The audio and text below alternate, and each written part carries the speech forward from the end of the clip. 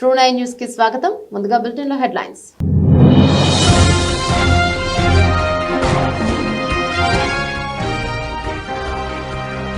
విజయవాడలో ఘనంగా క్రిస్మస్ వేడుకలు. ముఖ్య అతిథిగా హాజరైన సీఎం చంద్రబాబు.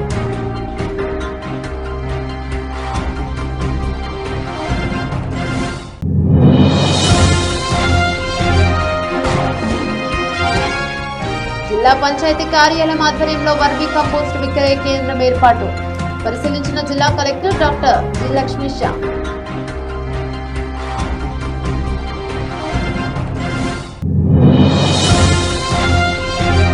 సీఎం చంద్రబాబు నేతృత్వంలో 44వ సిఆర్డీ అథారిటీ సమావేశం. జూన్ 7, జూన్ 10 లేఅవుట్ల కోసం 2723 కోట్లకు అథారిటీ అంగీకారం తెలిపిందన్న మంత్రి నారాయణ.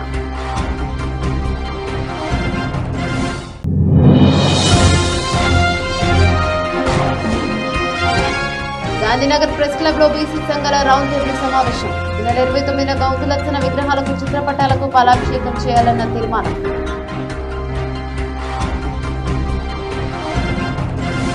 కృష్ణానది తీరాన ఇంద్రకీలాదిపై కొలువు తీరిన అమ్మవారి ఆలయంలో భవానీ దీక్ష విరమణలు 4వ రోజు కొనసాగుతున్నాయి. ఇక భవానీలు పెద్ద సంఖ్యలో కాలినడకన తరలి వస్తున్నారు. జయదుర్గా జయదుర్గా అన్న నామస్మరణతో ఇంద్రకీలాద్రి మార్మోగుతోంది. నేడు 4వ రోజు కావడంతో వేలాది మంది భక్తులు పవిత్రమైన కృష్ణానదిలో పుణ్య స్నానాలు ఆచరించి ఇరుముడితో అమ్మవారి దర్శనం చేసుకుంటున్నారు. విజయవాడ ఇంద్రకీలాద్రిపై భవానీ దీక్షలో విరమణలు 3వ రోజుకు చేరుకున్నాయి. దీక్షల విరమణలకు అనేక ప్రాంతాల నుంచి విశేష సంఖ్యలో భవానీ భక్తులు తరలి వస్తున్నారు. దుర్గా మల్లేశ్వర దేవస్థానం జిల్లా యంత్రాంగం భక్తులకు ఎటువంటి ఇబ్బందులు కలగకుండా శీఘ్ర దర్శనం కల్పించేందుకు ప్రత్యేక చర్యలను తీసుకుంటున్నాయి. రుసుము ద్వారా దర్శనం ఆజిత సేవలను ఈ నెల 25వ తేదీ వరకు రద్దు చేశారు. ఇంద్రకీలాద్రిపై దుర్గా మల్లేశ్వర స్వామి దేవస్థానంలో భవానీ దీక్షల విరమణ కార్యక్రమం మొదటి 2 రోజులు సజావుగా సాగింది. కలెక్టర్ లక్ష్మీష ఆదేశాల మేరకు దేవస్థానం ఉన్నతాధికారులు భవానీ దీక్షల విరమణల కార్యక్రమాలన్నీ పరిశీలిస్తున్నారు. భక్తులకు ఇబ్బంది కలగకుండా పకడ్బందీగా చేసిన ఏర్పాట్లు మంచి ఫలితాలు ఇస్తున్నాయని ఆయన తెలిపారు.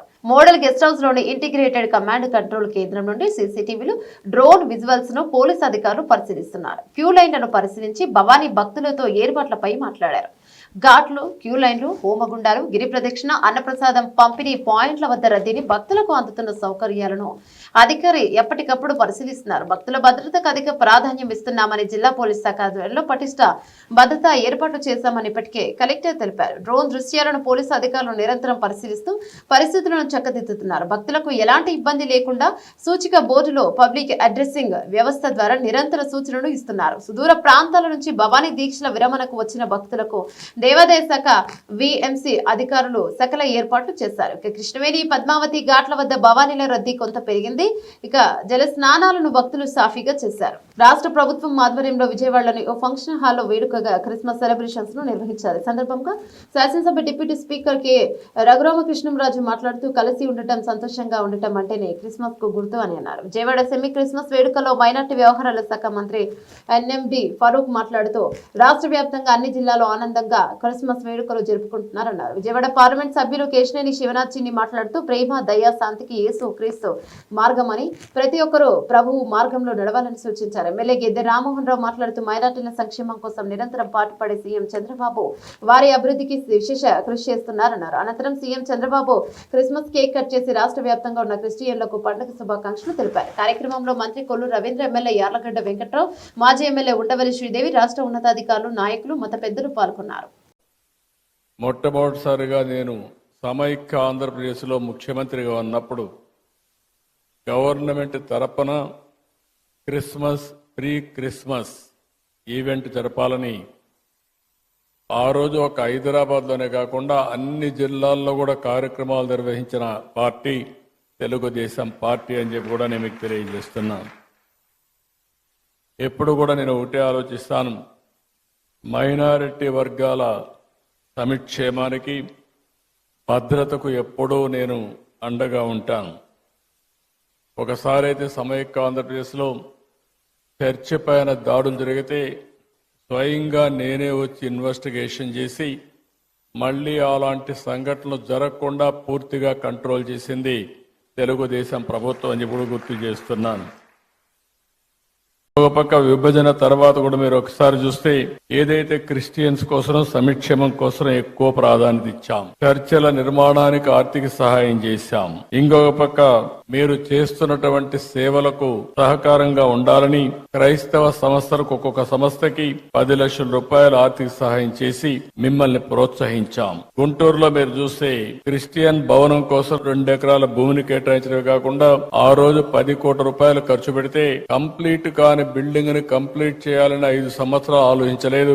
మళ్లీ నేను వస్తానే దాన్ని పూర్తి చేసే బాధ్యత కూడా తీసుకొని తొందరలోనే మీ అందరికి అంకితం చేస్తాం, మీ అందరికి అందుబాటులో తీసుకొస్తాం. విజయవాడలోని సిఎస్ఐ సెయింట్ బాసిలికా చర్చికి 1.5 కోట్లు ఇచ్చాం. మీరెప్పుడూ ఆ దృష్టి తీసుకొస్తారు. క్రైస్తవ శ్మశాన వాటికల కోసం ఆర్థిక సహాయం చేయమని కోరినప్పుడు ఇది చాలా జనైన సమస్య, దీన్ని పరిష్కారం చేయాల్సిన అవసరం ఉంది. ఇప్పటికే పెద్ద ఎత్తున ఇచ్చాం. భవిష్యత్తులో కూడా మీకు పూర్తిగా అండగా ఉంటామని చెప్పి కూడా నేను మీకు తెలియజేస్తున్నా. ఇదే కాకుండా జెరూసలం వెళ్లే క్రైస్తవులకి మొట్టమొదటిసారిగా ఆర్థిక సహాయం ప్రవేశపెట్టిన పార్టీ తెలుగుదేశం పార్టీ. ఆ విధంగా కూడా మనం ముందుకు పోయాం. ఇంకొక పక్క క్రైస్తవ విద్యార్థుల సంక్షేమం కోసం ప్రీ మెట్రిక్ స్కాలర్షిప్లు గాని, పోస్ట్ మెట్రిక్ స్కాలర్షిప్లు గాని, ట్యూషన్ ఫీజు అంతా కూడా రీఎంబర్స్మెంట్ చేయడం గాని ఇవన్నీ చేశాం. ఈ రోజు ఇలాంటి కార్యక్రమాలు 1-2 కాదు, చాలా కార్యక్రమాలు చేసి మనం ముందుకు పోయే పరిస్థితికి వచ్చాం. జిల్లా పంచాయతీ కార్యాలయం ఆధ్వర్యంలో కలెక్టరేట్ లో పీజీఆర్ఎస్ సందర్భంగా ఏర్పాటు చేసిన వర్మి కంపోస్ట్ అమ్మకపు కేంద్రాన్ని జిల్లా కలెక్టర్ డాక్టర్ జి లక్ష్మీశ పరిశీలించారు. ఇబ్రహీంపట్నం మండలం గుంటుపల్లి గ్రామ పంచాయతీ చెత్త నుండి సంపద సృష్టి కేంద్రం ద్వారా తయారు చేసిన వర్మీ కంపోస్ట్ విక్రయాలను పరిశీలించారు. ఈ కేంద్రం ద్వారా కిలో వర్మీ కంపోస్ట్ ప్యాకెట్ 20కి అందుబాటులో ఉన్నట్లు అధికారులు వివరించారు. కిలో 2 కిలోల ప్యాకెట్లను అందుబాటులోకి ఉంచినట్లు వివరించారు. మొక్క వేగంగా ఆరోగ్యవంతంగా పెరిగేందుకు వర్మీ కంపోస్ట్ ఎంతగానో ఉపయోగపడుతుందని కలెక్టర్ లక్ష్మీశ ఈ సందర్భంగా పేర్కొన్నారు. జిల్లాలో మన ఘన ద్రవ్య వ్యర్థాల నిర్వహణపై ప్రత్యేకంగా దృష్టి సారించడం జరుగుతోందని, చెత్త నుండి సంపద సృష్టి కేంద్రాలు విజయవంతంగా నడుస్తున్నట్లు వెల్లడించారు. కార్యక్రమంలో డిపిఓ పి లావణ్య కుమార్ తదితరులు పాల్గొన్నారు.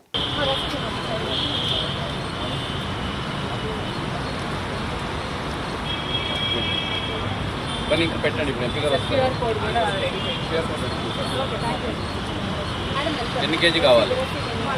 కేజీ 20 రూపాయలు.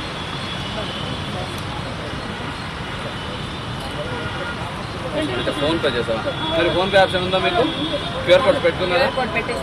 ఓకే, ఇచ్చేసేయండి. తీసుకోవాలి, డబ్బులు తీసుకున్నాను.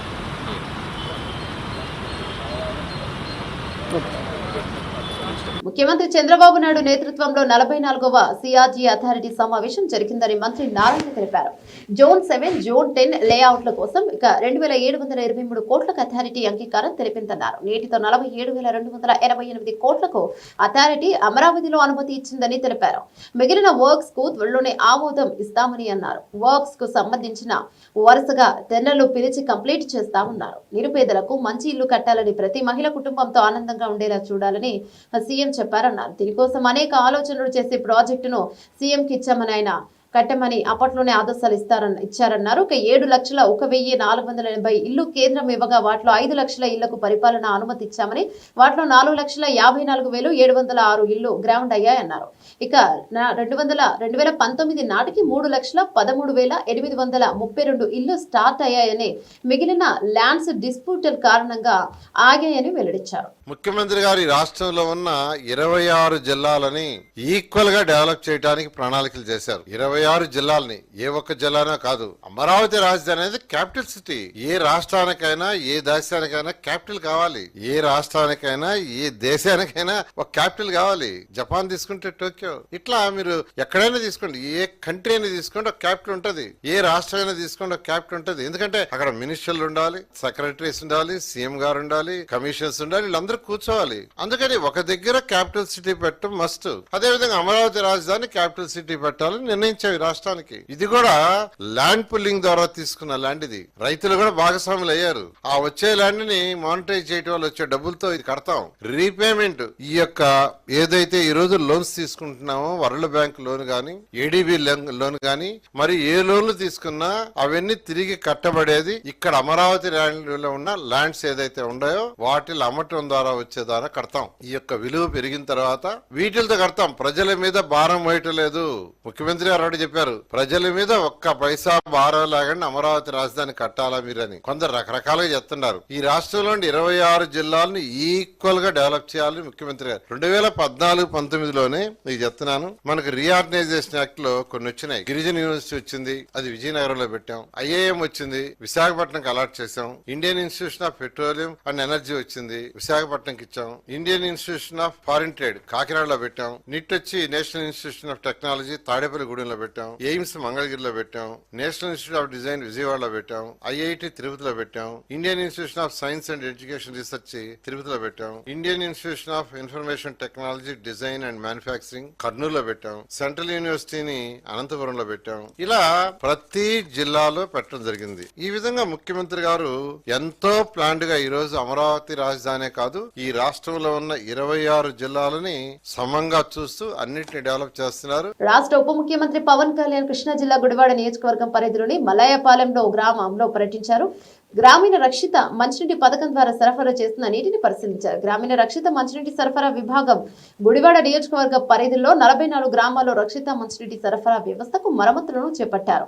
ఇక గ్రామీణ ప్రాంతాల్లో నీటి నాణ్యత లేదన్న విషయం పల్లె పండుగ కార్యక్రమంలో పవన్ కళ్యాణ్ దృష్టికి గుడివాడ శాసనసభ్యుడు వెనిగండ్ల రాము తీసుకురాగా 3.8 కోట్ల నిధులు కేటాయించి యుద్ధ ప్రాతిపదికన మరమ్మతులు చేపట్టారు. ఫిల్టర్ అవుట్ పూర్తిగా దెబ్బతిండడంతో పంచాయతీ 4 లక్షలు ఖర్చు చేసి ఇక బెడ్లు మార్పు చేశారు. 14 గ్రామాల పరిధిలో ఫిల్టర్ బెడ్ల మార్పు ప్రక్రియ పూర్తయిన క్రమంలో పవన్ కళ్యాణ్ మలయపాలెం రక్షిత మంచినీటి సరఫరా కేంద్రం చేశారు. ఒక స్టోరేజ్ ట్యాంక్, ఫిల్టర్ బెడ్లతో పాటు 14 గ్రామాల్లో మరమ్మతులకు ముందు తర్వాత నీటి నమూనాలను పరిశీలించారు. కార్యక్రమంలో మంత్రి కొల్లు రవీంద్ర, అవనిగడ్డ ఎమ్మెల్యే మండలి బుద్ధ ప్రసాద్, రాష్ట్ర గిడ్డంగుల సంస్థ చైర్మన్ రావి వెంకటేశ్వరరావు, పంచాయతీరాజ్ గ్రామీణాభివృద్ధి శాఖ కమిషనర్ కృష్ణతేజ, జిల్లా కలెక్టర్ డికే బాలాజీ, జిల్లా అధికారులు పాల్గొన్నారు.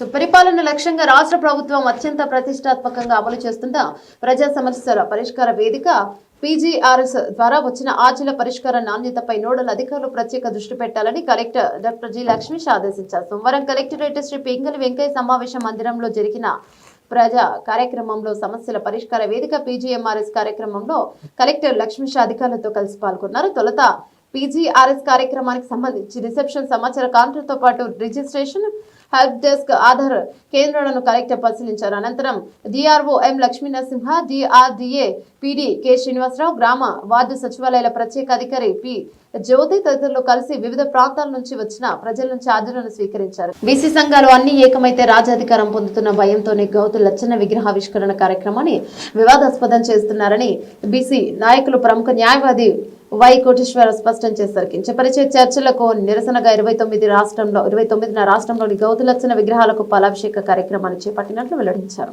ఏలూరు జిల్లా నూజివీడులో సర్దార్ గౌతు లచ్చన్న విగ్రహావిష్కరణ కార్యక్రమాన్ని వివాదం చేస్తూ కించపరిచే చర్యలను నిరసిస్తూ ఈ నెల 29న రాష్ట్రంలో గౌతు లచ్చన్న విగ్రహాలు లేని చోట్ల చిత్రపటాలకు పాలాభిషేకం చేయాలని బీసీ సంఘాల నేతలు తీర్మానించారు. గాంధీనగర్ ప్రెస్ క్లబ్ లో నిర్వహించిన బీసీ సంఘాల రౌండ్ టేబుల్ సమావేశంలో పాలాభిషేక నిర్ణయాన్ని తీసుకున్నారు. ఈ సందర్భంగా బీసీ నాయకులు మాట్లాడుతూ రౌతు లచ్చన్న విగ్రహావిష్కరణ కార్యక్రమం ఒక పార్టీకి సంబంధించిన కార్యక్రమం కాదని, అలాంటి కార్యక్రమంలో అన్ని పార్టీల సంబంధించిన వారు హాజరవుతారని, అలాంటి కార్యక్రమాన్ని వివాదాస్పదం చేయడం దుర్మార్గం అన్నారు. చేసిన వివాదం ప్రక్షాళన కోసం గౌతు లచ్చన్న విగ్రహాలు లేని చోట చిత్రపటాలకు పాలాభిషేకం చేయాలని నిర్ణయం తీసుకున్నట్లు తెలిపారు. బీసీలు ఏకమైతే రాజ్యాధికారం పోతుందన్న భయం ఇలాంటి కుట్రలకు పాల్పడుతున్నారన్నారు. నమస్కారం. ఈ నెల 15వ తేదీ ఉమ్మడి కృష్ణా జిల్లా నూజివీడు నియోజకవర్గంలో నూజివీడు టౌన్ లో ప్రముఖ స్వాతంత్ర సమరయోధులు, కార్మిక నాయకులు, రైతు నాయకులు, మరి మొట్టమొదటి వెనుకబడిన తరగతుల సంక్షేమ సంఘ నాయకులు అయినటువంటి సర్దార్ గౌతు లచ్చన్న గారి విగ్రహావిష్కరణ పార్టీలకు అతీతంగా చేసుకుంటే, మరి ఆ కార్యక్రమానికి అతిథులుగా పార్టీలకు అతీతంగా వచ్చి హాజరైనందుకు తెలుగుదేశం పార్టీ, ఆ పార్టీ సొంత మీడియా, సొంత సోషల్ మీడియా ఆ కార్యక్రమంలో పాల్గొన్న మరి పలాస శాసనసభ్యురాలు శిరీషమ్మ గారిని, ఆ నూజివీడు ఎమ్మెల్యే మంత్రి గారు అయినటువంటి పార్థసారథి గారిని, 2 సార్లు మచిలీపట్నం ఎంపీగా చేసి ఇప్పుడు ఆర్టీసీ చైర్మన్ గా ఉన్న కొనగాళ్ళ నారాయణరావు గారిని సొంత సోషల్ మీడియాలో ఫేక్ ఐడియాలతో సోషల్ అరాచకం చేసి దారుణంగా తిట్టించడాన్ని మేము ఖండిస్తూ మా ఆత్మగౌరవానికి భంగం కలిగిందని భావించి ఇది కేవలం కొంతమంది నాయకులకు, మీ పార్టీలో నాయకులతో వివరణ ఇప్పించి క్షమాపణ ఇప్పించడం మరి ఇంతటితో అయిపోయిందని మీరు అనుకుంటున్నారు. మేమది మా లచ్చన్న గారికే అవమానంగా భావిస్తూ మరి మా అనైక్యతను మీరు మా నాయకుల చేత క్షమాపణ చెప్పించే స్థాయికి వచ్చినందుకు ప్రాయశ్చితంగా మరి మన వైకే గారి ఆధ్వర్యంలో 29వ తేదీ ఎక్కడైతే మాకు అవమానం జరిగిందో అక్కడే పాలాభిషేకం చేస్తాం. రాష్ట్ర వ్యాప్త లచ్చన్న గారి విగ్రహాలన్నిటికీ పాలాభిషేకం చేస్తాం. లేని చోట చిత్రపటాలకి చేయాలని నిర్ణయం తీసుకున్నాం. ఈ సమస్యను మీరు తక్కువగా అంచనా వేయకుండా వెంటనే లచ్చన్న గారికి క్షమాపణ చెప్పాలి. మీరే స్వయంగా పాలాభిషేకాలు చేసి మరి బీసీల ఆత్మ గౌరవానికి భంగం కలగకుండా మేమున్నామని నిరూపించుకోవాలి. లేదంటే మీరు బీసీలని అణిచివేతకి, సామాజిక రాజకీయ అణిచివేతకి పూనుకుంటున్నారని మేము భావించి రాష్ట్ర వ్యాప్తంగా ఉద్యమాన్ని ఉధృతం చేస్తామని తెలియజేస్తా ఉన్నాను. అందరికీ బీసీ చైతన్య వేదిక తరపున స్వాగతం. నా పేరు వీరవల్లి శ్రీనివాస్, బీసీ చైతన్య వేదిక రాష్ట్ర అధ్యక్షుడిని. ఈరోజు ఈ ఆంధ్రప్రదేశ్లో బీసీలకు జరుగుతున్నటువంటి అవమానాలని తీవ్రంగా ఖండిస్తున్నాం. ఈ ఆధిపత్య కులాలకు చెందిన వారు ఏ మీటింగ్ అయినా వెళ్ళొచ్చు, ఏ వేదిక మీద అయినా వారంతా కూడా కలిసి కూర్చోవచ్చు. కానీ మా బడుగు బలహీన వర్గాలకు చెందినటువంటి జాతి పితరులు కానీ మహాత్ములు కానీ మేము తలుచుకుంటే మాత్రం మీకు గిట్టని పరిస్థితి ఏర్పడుతుంది. సర్దార్ గౌతు లచ్చన్న గారు ఒక కులానికి నాయకుడు కాదు, యావత్ ఉమ్మడి ఆంధ్రప్రదేశ్లో ఉన్నటువంటి అన్ని కులాలకు కూడా ఆయన నాయకత్వం వహించారు. అటువంటి గౌతు లచ్చన్న గారి విగ్రహాలకు హాజరైనటువంటి ప్రజాప్రతినిధులను అవమానించడం అనేది చాలా దురదృష్టకరం. ఆ రోజు అక్కడ జరిగినటువంటి గౌతు లచ్చన్న గారి విగ్రహావిష్కరణకు ఏ పార్టీకి సంబంధించింది కాదు, అది గౌడు కులానికి, గౌడు జాతికి సంబంధించినటువంటి విగ్రహావిష్కరణ. పార్టీలకు అతీతంగా ఆ రోజు అన్ని పార్టీలకు సంబంధించినటువంటి ప్రజాప్రతినిధులతో పాటు ముఖ్య కార్యకర్తలు కూడా ఆ రోజు ర్యాలీలో పాల్గొని గౌతు లచ్చన్న గారి విగ్రహావిష్కరణకు జయప్రదం చేశారు. అటువంటిది ఎక్కడైతే ఈ బీసీలు కానీ ఈ బహుజనులు కానీ ఏకమైతే వారి పునాదులకు ఎక్కడ భంగం కలుగుతుందనే ఉద్దేశంతో ఈ బీసీ బహుజనులు ఏకం కాకూడదనే ఉద్దేశంతో వీరందరినీ అవమానించి ఈ మీటింగులకు వెళ్ళకూడదనే ఆధిపత్య పార్టీలు కొనసాగుతున్నాయి. కనుక ఆధిపత్య పార్టీలకు బుద్ధి చెప్పాలంటే బీసీలంతా ఏకమై రాబోయే కాలంలో వారే ఒక స్వతంత్ర బీసీ ఉద్యమంగా అవతరించి వారే ఒక స్వతంత్ర పార్టీని ఏర్పాటు చేసుకోవాల్సిన ఆవశ్యకత ఎంతైనా ఉందని ఈ సందర్భంగా తెలియజేస్తున్నాం. ఈరోజు ఈ సమావేశానికి విచ్చేసిన తోటి బీసీ బంధువులందరికీ కూడా నా నమస్కారాలు. ఈ కార్యక్రమం ఉద్దేశం డాక్టర్ సర్దార్ గౌతు లచ్చన్న గారు విగ్రహ ఆవిష్కరణ సందర్భంగా బీసీ మంత్రిగా, ఎమ్మెల్యేలుగా హాజరైనటువంటి ప్రజాప్రతినిధుల్ని ఈ రాష్ట్ర ప్రభుత్వం పాలకులు ఆధిపత్య దురహంకారంతో వారిని పాల్గొన్నందుకు క్షమాపణ అనేది అడగడం అనేది ఆధిపత్య దురహంకారంగా, అగ్రకుల ఆధిపత్యంగా మేము గమనిస్తా ఉన్నాం. మీ ఓటు శాతం ఎంత, మీరెంత? బీసీలు 55% మేము ఉంటే అగ్రకులాలు అనుకున్న మీరు మీ ఓటు శాతం ఎంత? మా ఓట్లతో గెలిచి మమ్మల్ని, మా ఆత్మగౌరవాన్ని మీరు అవమానపరుస్తారా? ఇది ఎట్లాంటి పరిణామం అంటుందో, గతంలో న్యాయ బ్రాహ్మణులను తోకలు కట్ చేస్తామని చెప్పని మీరు అన్నదానికి ఉవ్వెత్తిన బీసీ ఉద్యమం వచ్చింది, మర్చిపోయారా? ఇవాళ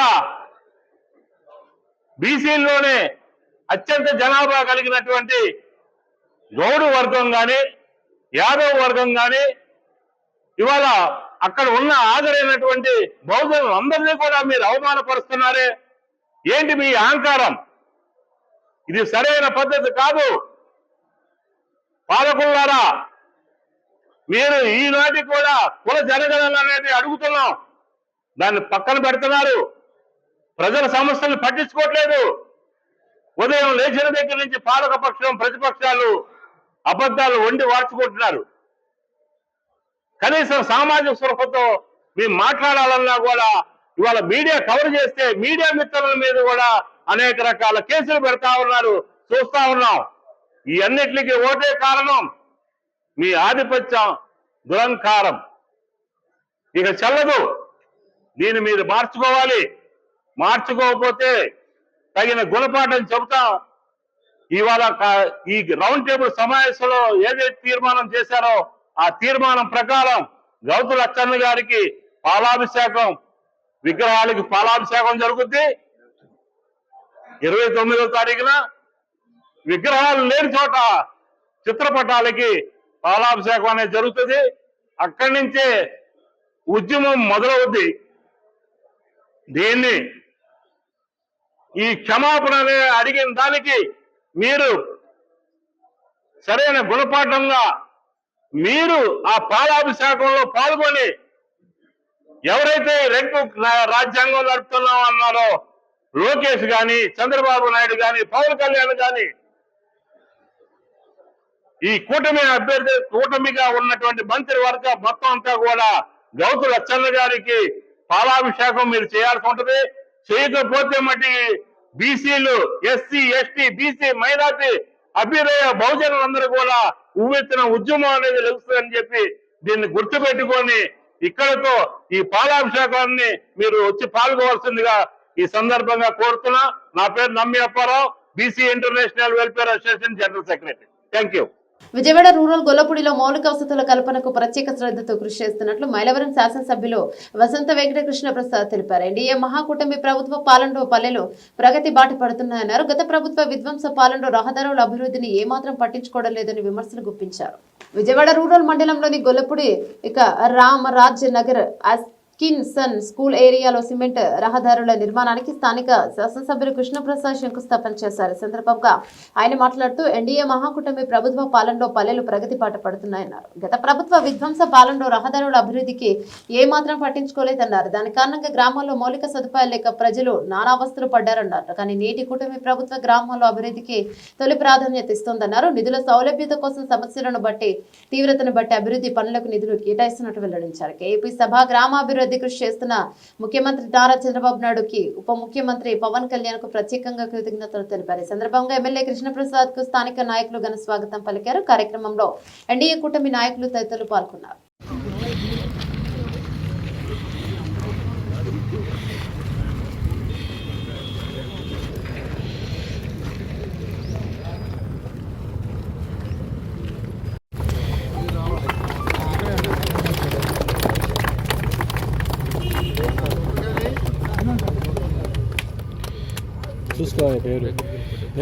బులెటిన్ ముగించే ముందు హెడ్లైన్స్ మరోసారి.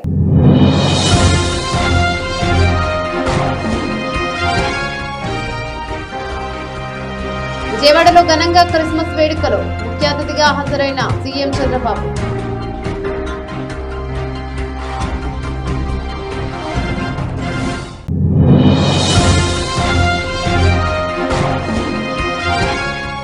జిల్లా పంచాయతీ కార్యాలయం ఆధ్వర్యంలో వర్మీ కంపోస్ట్ విక్రయ కేంద్రం ఏర్పాటు పరిశీలించిన జిల్లా collector doctor G Lakshmisha.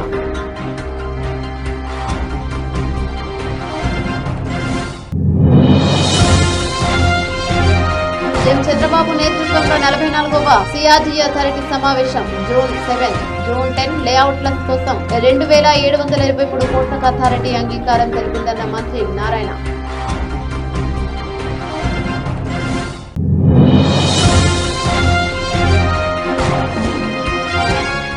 Gandhinagar press club లో బీసీ సంఘాల రౌండ్ టేబుల్ సమావేశం. ఈ నెల 29న గౌతులచ్చన విగ్రహాలకు చిత్రపటాలకు పాలాభిషేకం చేయాలన్న తీర్మానం.